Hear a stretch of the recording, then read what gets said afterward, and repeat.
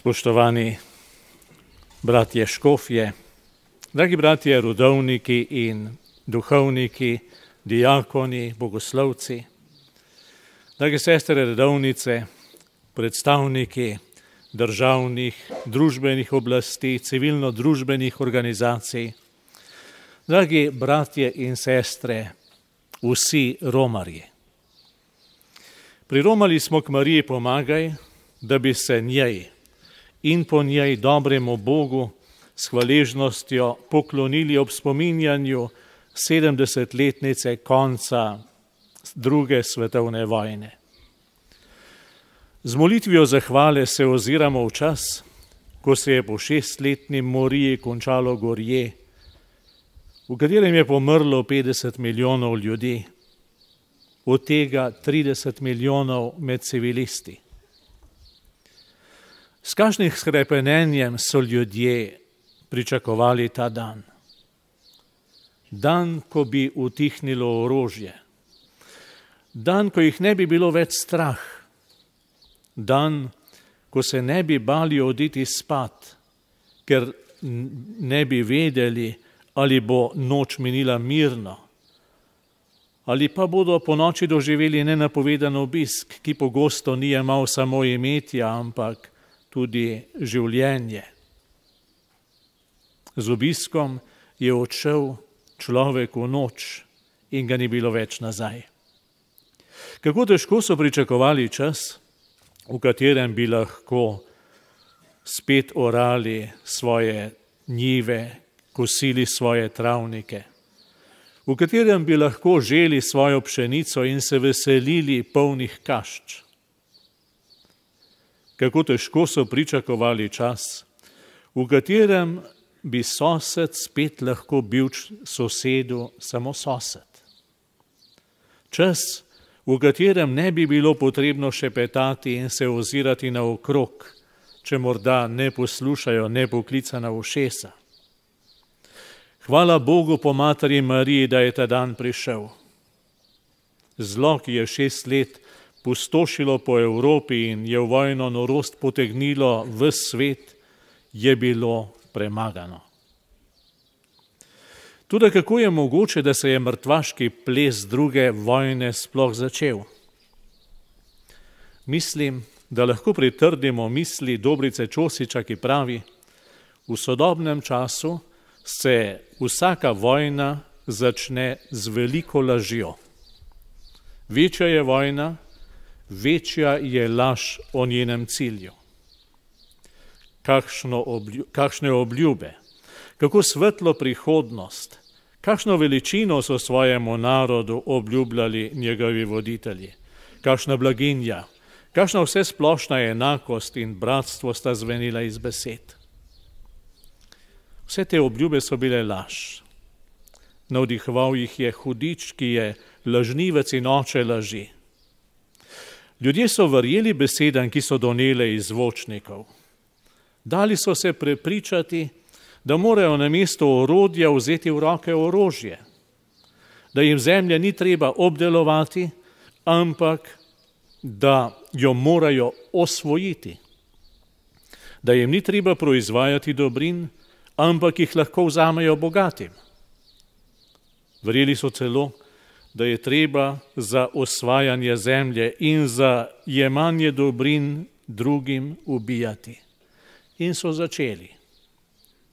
Jude, Rome, Slovane, sosede. Res je, bratje in sestre, niso se vsi dali prepričati, da je treba osvajati zemljo, da je treba jemati dobrine. Večina je bila v to prisiljena. Raje bi orali in delali v tovarnah, pa so jim porinili orožje v roke in zagrozili: ubijaj ali pa boš ubit. In ker so mimo domov hodile različne vojske, največkrat ni bila odločitev posameznika, katera ga bo vzela s sabo. Ko so zahtevali, je moral z njimi. V nasprotnem primeru bi trpeli domači. Zaradi tega so naši možje in fantje nosili uniforme vseh vojskujočih se strani. In ko se danes Bogu zahvaljujemo za konec druge svetovne vojne, lahko samo v spoštljivi grozi priznamo, da mora naše bogoslužje ostajati zgolj zahvala za konec vojne in prošnja za mir. Takoj, ko bi zapadli skušnjavi, da bi začeli slaviti zmago, bi začeli tudi deliti ljudi, ki so bili ne po svoji krivdi in največkrat tudi ne po svoji odločitvi na tako različnih straneh. Zato me strese mraz, ko z neznotno lahkostjo in neodgovornostjo lepimo ljudem etikete in prištevamo ene med heroje in druge med izdajalce domovine. Res je, heroje potrebujejo režimi tega sveta. Bog pa, ki je edini gospodar in sodnik zgodovine, zmaguje z mučenci. Slava herojev traja tako dolgo, dokler ostajajo njihovi spomeniki. Mučenci so zapisani v knjige večnosti. Res je, da se je pred 70 leti s podpisom kapitulacije formalno končala druga svetovna vojna. A pri nas so bile razmere bistveno bolj zapletene, na kar kaže tudi ugotovitev, ki jo je leta 1990 izrekel tedanji predsednik Skupščine Republike Slovenije. S konstituiranjem te skupščine lahko menimo, da se je končala državljanska vojna, ki nas je lomila in hromila. Ne moremo si torej zatiskati oči pred vso resnico, saj nas bo po Jezusovi besedi resnica osvobodila. Ko je namreč en del Evrope proslavljal mir in svobodo, si je drugi del Evrope nadel črne rute in potihoma naskrivaj jih htel za pomorjenimi. To so bili strašni časi. Eni so igrali na harmoniko in prirejali mitinge, drugi so padali v brezna. Za njimi so ostajali žalujoči, ki pa niso smeli žalovati, prizadeti, ki niso smeli pokazati bolečine, sirote, ki niso bile deležne sočutja. V koncu druge svetovne vojne so nad enimi vihrale zastave, drugi so jokali nad svojimi otroki. Čeprav se je vojna končala, je posredi našega naroda zazijal prepad, iz katerega še vedno vpije vprašanje, ki ga je Bog postavil Kainu. Kje je tvoj brat? Morebiti je sedaj, po 70 letih, končno napočil čas, da se v resnici ozremo naokrog in se vprašamo, kje so naši bratje? V zagovarjanju svojega prav, v obrambi neomadeževanosti lastnih postopkov in korakov, v mistificiranju ideologij smo spregledali človeka. Človeka, ki je z veseljem živel, človeka, ki je hrepenel po svobodi, človeka, ki se ni mogel odpovedati svojim svetinjam in je zaradi tega moral umreti. Človeku življenje lahko vzamemo, srca mu ne moremo vzeti. Lahko si prilastimo oblast nad njegovim telesom, ne moremo se polastiti njegove duše. In zato smo se zbrali na Brezjah, dragi bratje in sestre. Zbrali smo se pri Mariji, ki jo tukaj kličemo z imenom Marija, pomagaj. Zbrali smo se pri tisti Mariji, h kateri se je največkrat dvignil roteč glas, bolj iz src kot iz ust vernih na vseh stranih in v vseh uniformah, ko so bili prestrašeni in so doživljali stisko. K njej so klicali tisoči, ko so jih gnali na morišče in jih premišljeno ubijali.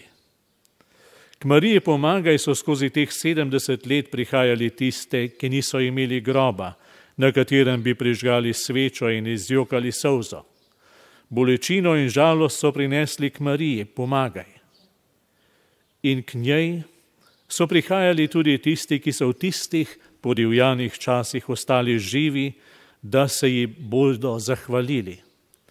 In če boste utegnili, si poglejte votivne podobe okoli Marijinega oltarja, pa boste spoznali, kaj vse je Marija, pomagaj, z materinsko nežnostjo poslušala v vseh teh 70 letih tukaj na Brezjah. Kot kristjani se zavedamo, da mir neizmerno presega vse naše človeške poskuse. Ljudje podpisujemo premirja in istočasno pripravljamo orožje za novo vojno. Zato resnični mir ni sad zgolj človeških prizadevanj, ampak je vedno tudi sad našega sodelovanja z Bogom. To je papež Frančišek položil na srce diplomatskemu zboru pri Svetem sedežu, ko jim je dejal, da prihaja k nam kot dragocen dar Boga. Istočasno pa je mir tudi osebna in družbena odgovornost, ki jo moramo sprejeti z vso prizadevnostjo. Kot kristjani ne moremo dvomiti, da nam bo Bog naklonil tisto, kar potrebujemo. Kot možje in žene pa, ki vsak dan napredujejo na svojem zemeljskem romanju, smo odgovorni za graditev miru. Potrebno je konkretno in usklajeno delovanje, dobro premišljena dejanja, predvsem pa, da je vsak v svojem malem ali velikem vsakdanjem svetu graditelj miru, čeprav imamo različne naloge, dolžnosti in službe. Končni mir bo vzpostavljen šele tedaj, ko bomo prebivali pod novim nebom na novi zemlji. Takrat, ko bo Bog uresničil besede iz Janezovega razodetja, glej, vse delam novo. Do takrat pa bo mir položen v naše roke. Slonel bo na naši razumnosti in človečnosti. Ogrožala pa ga bosta naše prepričanje, absolutno prepričanje v svoj prav in naša nepremišljenost. Najbolj pa bo mir ogrožen takrat, kadar bodo v našem svetu ideologije dobile prednost pred človekom, kadar bodo ideje pomembnejše od brata. Ob našem romanju in ob dejstvu, da je papež Frančišek napovedal sveto leto Božjega usmiljenja, mi že nekaj časa ne da miru naslednje. Kot sem omenil, je ob koncu vojne sredi našega naroda zazijal prepad. Na eni strani so ostali heroji in tisti, ki so jih poveličevali, na drugi strani so ostali pomorjeni in tisti, ki so za njimi žalovali, jih objokovali in zanje molili. V sami sredini pa so ostali tisti, ki so morili. Ne tisti, ki so dali ukaze, ki so vodili morijo, ampak tisti, ki so bili ob breznih in ob žrtvah. In ko pomislim nanje, se mi na nek način prav ti zdijo največje žrtve. Heroji so se jim odpovedali, ko so bolj ali manj prisiljeni opravili svoje, jih niso več potrebovali. Zamolčali so jih, skušali pozabiti, marsikateri je moral tudi umreti. In na drugi strani žalujoči, ti so imeli oči preveč zalite s solzami, da bi mogli prepoznati njihovo izobčenost in njihovo trpljenje. Zato vas danes prosim, ne namreč, da bi pozabili na njihova dejanja, pač pa da jih vsi v svojem krščanskem usmiljanju izročimo Božjemu usmiljanju. Naj se dotakne njihovih src, naj jih napolni s kesanjem in tudi njim povrne mir, po katerem hrepenijo, kakor nočna straža pozori. Dragi bratje in sestre, po Mariji pomagaj danes prosim usmiljenega Boga, ki se je k človeštvu sklonil v svojem sinu, naj nam podari duha odpuščanja. Naj besede apostola Pavla v pismu Efežanom: bodite drug do drugega dobrosrčni in usmiljeni, ter drug drugemu odpuščajte, kakor je tudi vam Bog milostno odpustil v Kristusu, naj te besede postanejo naše življenjsko vodilo. Odpuščanje v ničemer ne pogojuje in spreminja resnice. Kristusova molitev na križu za odpuščanje ni v ničemer spremenila dejstva, da smo ga križali.